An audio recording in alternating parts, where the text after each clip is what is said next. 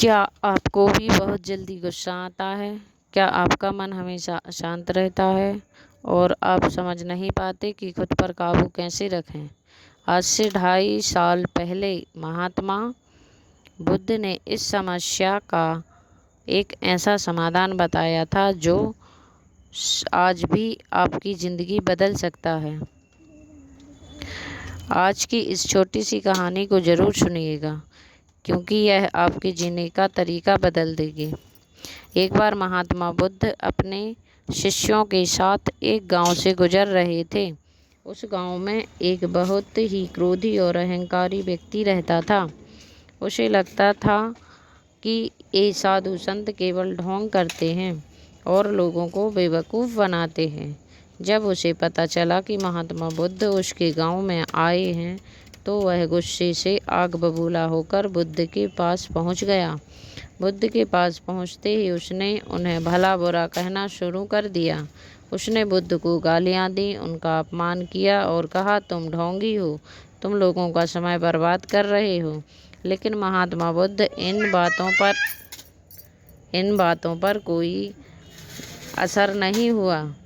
वे शांत भाव से चेहरे पर एक हल्की मुस्कान लिए उस व्यक्ति की बातें सुनते रहे।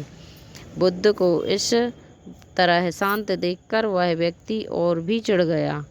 जब वह बोलते बोलते पूरी तरह थक गया, तो बुद्ध ने मधुर आवाज में एक सवाल पूछा।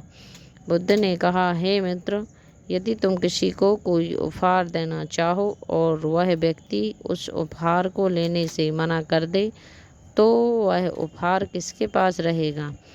वह व्यक्ति हैरान हुआ, पर उसने तुरंत जवाब दिया, जाहिर सी बात है, अगर सामने वाला उपहार नहीं लेगा तो वह उपहार देने वाले के पास ही रह जाएगा।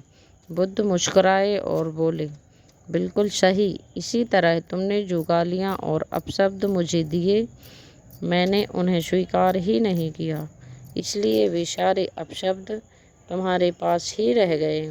तुमने खुद को चोट पहुँचाई है। यह सुनते ही उस व्यक्ति का अहंकार टूट गया।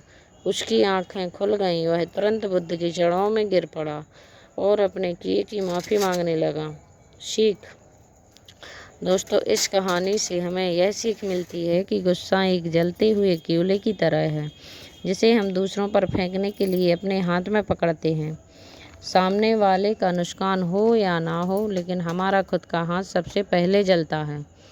कोई आपके बारे में क्या बोलता है, यह उसका कर्म है, लेकिन आप उस पर कैसी प्रतिक्रिया देते हैं, यह आपका धर्म है।